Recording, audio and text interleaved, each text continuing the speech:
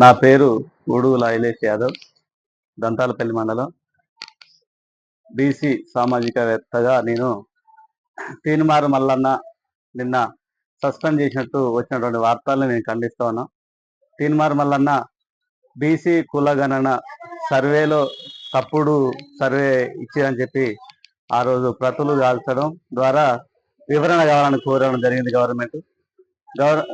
వివరణ కోరిన తర్వాత అటువంటి బీసీ కులగణన సర్వేలో తప్పులు ఉన్నాయి కాబట్టి మళ్ళీ రీసర్వే ఫిబ్రవరి 16 నుంచి 28 వరకు మళ్ళీ చేయడం జరిగింది.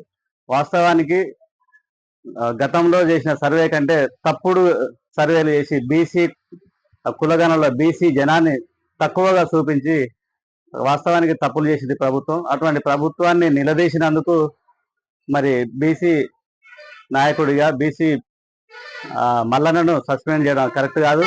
ఒకవేళ మల్లన్న చేసింది తప్పే అయితే మీరు కులగణనలో ఎలాంటి తప్పులు చేయనప్పుడు మళ్ళీ రీసర్వే ఎందుకు చేసిందని చెప్పి నేను ఈ విధంగా నేను ప్రభుత్వాన్ని హెచ్చరిస్తా ఉన్నా, ఖండిస్తా ఉన్నా.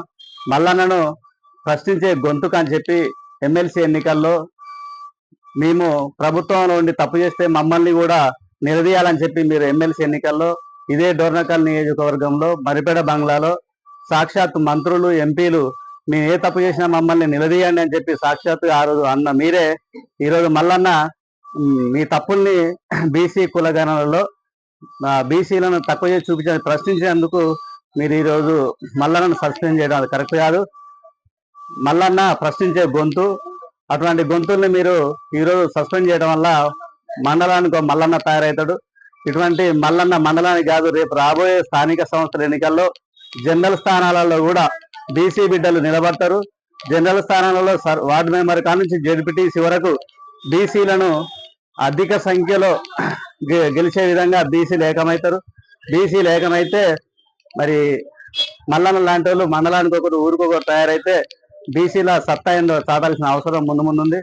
కాబట్టి బీసీలందరూ మేలుకొని బీసీల సత్తా ఏదో చూపించాల్సిందిగా ఈ సందర్భంగా నేను తెలియజేస్తాను.